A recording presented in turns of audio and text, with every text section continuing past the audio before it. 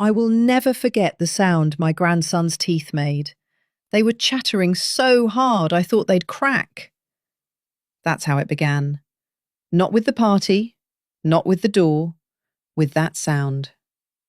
New Year's Eve, snow falling thick and quiet, like the world was trying to muffle something. And me, Elowyn Mirek, 68 years old, standing outside my own son's house, uninvited. Tell me something. Have you ever felt like you weren't supposed to be somewhere, but went anyway? That's what this was. Before we continue, please hit the like button, subscribe to the channel, and turn on the notification bell for updates. I stood there, holding a tin of honey pastries I'd spent all afternoon baking. My hands weren't shaking from the cold, not yet. It was something else, a feeling I couldn't name. Inside? Warm light poured through the windows, laughter, music, glasses clinking. They were celebrating. And for a moment, I almost turned around. But then I noticed something strange. Footprints, small ones, barefoot, leading away from the back patio, into the side yard. I frowned. That didn't make sense. Not in this cold. Then I heard it. A faint sound, weak, uneven. Not laughter, not music. A whimper. I turned slowly, my heart already starting to pound harder than it should at my age. Step by step, I moved toward the side of the house. And then I saw him, my grandson, Ilya, 7 years old, curled into himself near the fence. Barefoot, no coat, no gloves. His hands, trembling so violently it didn't even look real. For a second, I just stood there, frozen in a completely different way, because my mind refused to accept what my eyes were showing me. Inside the house, celebration. Outside, my grandson, alone in the snow. Ilya, I whispered, dropping the tin into the snow as I rushed to him. He barely reacted when I pulled him into my arms.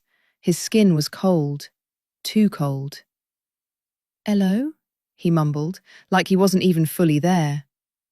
Something inside my chest tightened sharply. I pulled him closer, wrapping him in what little warmth I had. And then I looked up, straight at the back door.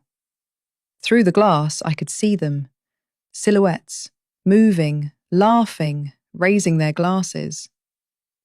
I shifted Ilya in my arms and walked to the door. I grabbed the handle, turned it. Nothing. Locked. I tried again, harder, still locked. And that's when something inside me changed. Not panic, not confusion, something colder, clearer. I tightened my hold on Ilya, stared at that door, and said quietly, "I'm going to knock once." Because in that moment, I already knew.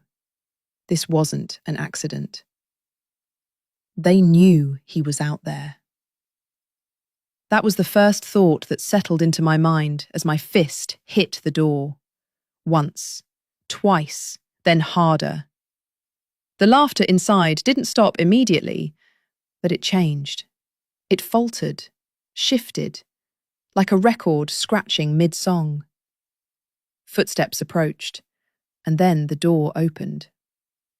My son, Radoslav, stood there, 42 years old, well-dressed, irritated. Not shocked, not alarmed. I want you to think about that for a second. What kind of parent opens a door to that and looks annoyed? Behind him, the house was glowing with warmth. Guests stood scattered with drinks in their hands. Music still hummed softly in the background. And just over his shoulder, Vera, his wife, holding a champagne glass like nothing in the world was wrong. I didn't step inside. Not yet. I held Ilya tighter. His small body barely felt like it had any weight left. "Why?" I asked, my voice steady, too steady. "Is he outside?" Radislav exhaled like I'd interrupted something trivial. "He wouldn't listen," he said. Wouldn't listen. I blinked once, slowly. "You locked him out," I said. "In the snow." Vera stepped forward then, her expression controlled, almost rehearsed. "He ran outside during a tantrum. We were busy hosting. We didn't notice right away." Didn't notice. I glanced past them, into the house again. The fire was roaring in the fireplace. People were watching now, really watching. The energy had shifted. And that's when I saw the clock on the wall. 11:52 p.m., 8 minutes to midnight. I looked back down at Ilya, his feet stiff, pale, almost colourless. "How long?" I asked. Silence. Radislav looked away. Vera took a sip of her drink like the question didn't belong in the room. That silence told me everything I needed to know. I stepped forward then, pushing past them without asking. No one stopped me. Not a single person. I carried Ilya straight to the fire and dropped to my knees, pulling a blanket from a nearby chair and wrapping it around him. His body shook harder as the warmth hit him. And that's when I noticed something that made my stomach turn. His socks. Stuffed into his pocket. Not lost, not forgotten. Removed. Slowly, I lifted my head and looked at them. "What," I asked quietly, "did he do?"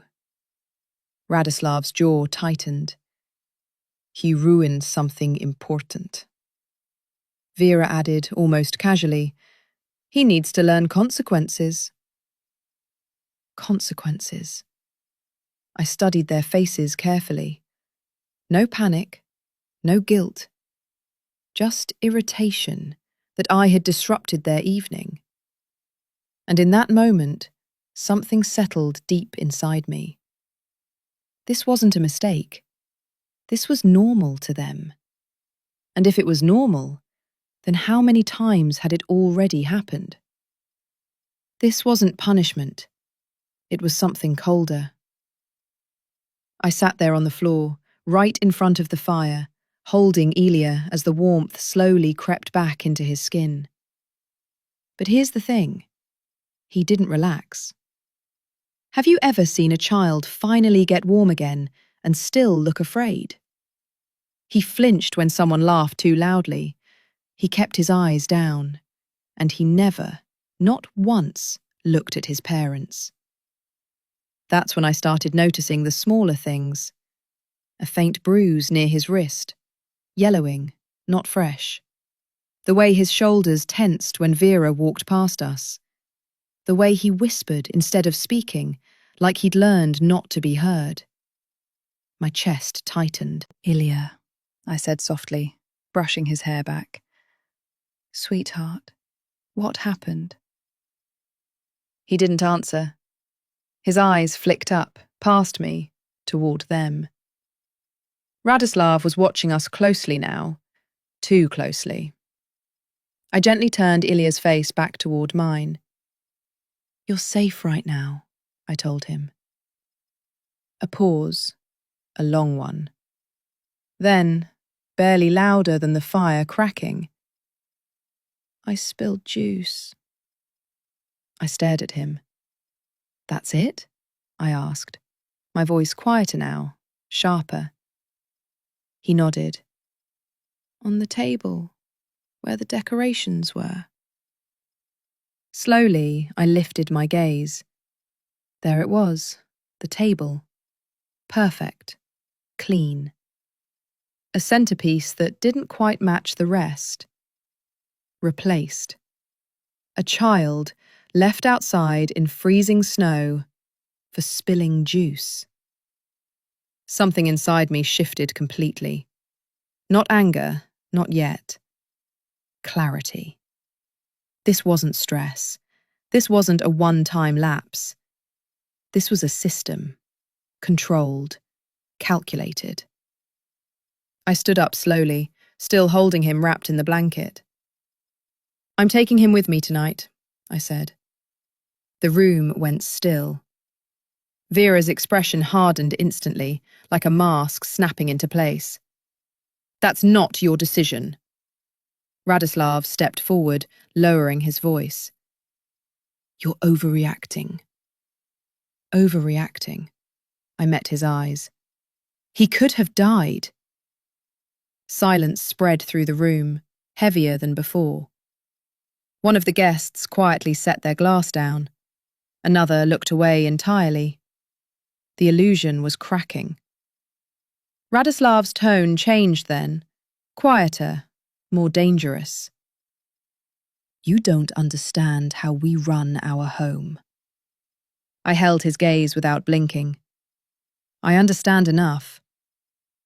I adjusted the blanket around Ilya and turned toward the door. Each step felt deliberate, final. And then, Vera's voice cut through the silence. "If you walk out with him, don't come back." I stopped, just for a second. Not because I was unsure, but because something about that sentence confirmed everything. I turned my head slightly, just enough to look at her.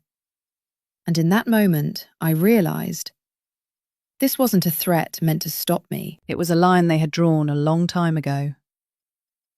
I didn't argue with them, because I already knew arguing wouldn't change anything. Instead, I did something they weren't expecting. I left.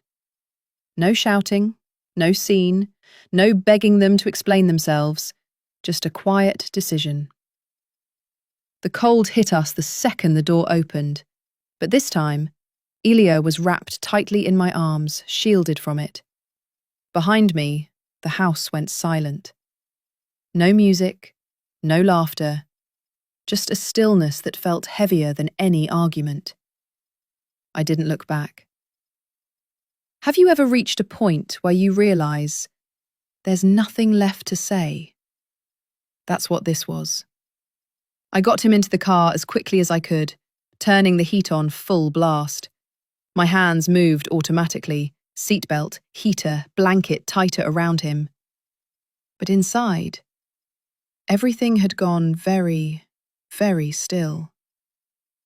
"Ilya," I said gently as we pulled away, "has this happened before?" He didn't answer right away. He stared down at his hands, still slightly trembling. Then he nodded. Once. That was all it took. "How many times?" I asked. A pause.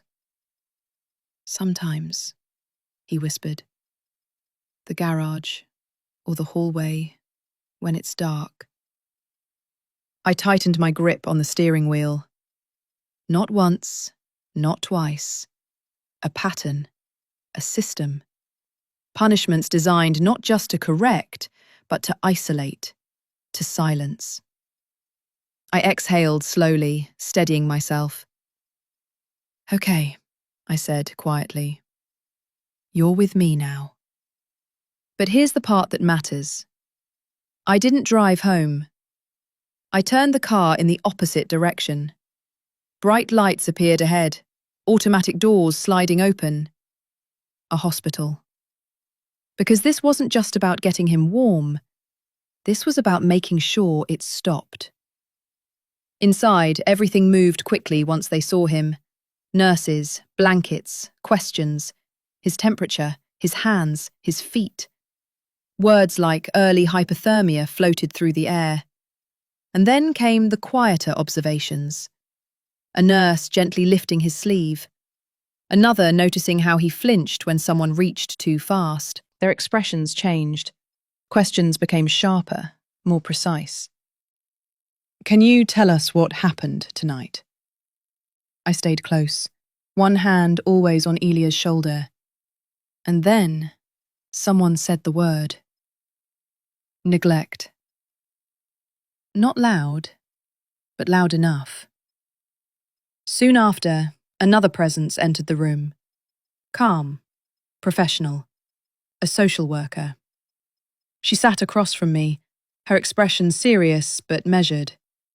"We need to understand the full situation," she said. I nodded once, because I understood exactly what that meant. This wasn't just about tonight anymore. This was about everything that led to it. I looked at Elia, then back at her, and I began to speak. Not just about the snow, not just about the door, but about what I had seen and what I now knew. And as the night stretched into morning, I realized something with absolute certainty. By the time the sun came up, there would be no undoing what I had just set in motion. By morning, everything had already started to fall apart. The hospital didn't rush things, but they didn't delay either. Doctors documented everything: temperature readings, skin condition, reflex responses, early hypothermia, mild frostnip, and then the other notes. Bruising inconsistent with normal play, behavioral signs, fear, hesitation, hyper-awareness. The social worker returned, then another. And by sunrise, it wasn't just a conversation anymore. It was an investigation. They spoke to me first. Quiet room, warm light. I told them everything. What I saw that night, the locked door, the socks in his pocket, the way my son didn't look surprised, just annoyed. Then they spoke to Elia, gently, carefully. And piece by piece, the truth surfaced. Not dramatic, not exaggerated, just consistent. He hadn't been disciplined. He'd been isolated, repeatedly, sent to the garage, left in dark hallways, told to stay silent, to think about what he'd done. That night wasn't an accident. It was escalation. Within days, Child Protective Services intervened. Elia was removed from the home. Radislav and Vera denied everything at first. Of course they did. But details didn't line up. Timelines shifted. Their story cracked under pressure. Neighbours mentioned hearing him cry before. A teacher reported changes in his behaviour weeks earlier. It built. Quietly. Firmly. Charges followed. Child endangerment and neglect. And just like that, the house that had been full of light and laughter that night went silent. Radislav lost his job within weeks. Vera's circle, those polished friends from the party, disappeared just as quickly as they'd arrived. Consequences have a way of doing that. As for me, at 68, I wasn't planning to start over. But I did. I applied for temporary guardianship. It wasn't instant. There were evaluations, home visits, questions about my age, my health. But I stayed steady, because I had been there that night, and that mattered. Months passed. Slowly, things changed. Elia started speaking more, sleeping through the night, laughing, quiet at first, then louder. One evening, he fell asleep halfway through a story I was reading. Just drifted off, like it was the most natural thing in the world. No fear, no tension, just rest. Winter came again. Snow fell outside my small home, but inside, it was warm. I stood in the kitchen, watching him carefully place cookies onto a tray, his tongue slightly out in concentration. He looked up at me. "Can I go outside after?" he asked. I held his gaze for a moment, and then I said, "Yes, with your boots." He nodded seriously, like that detail mattered more than anything. And maybe it did. I watched him a little longer, then glanced toward the window. Snow covering the ground. quiet, soft. But this time, no small footprints leading out alone, and no child left behind in it.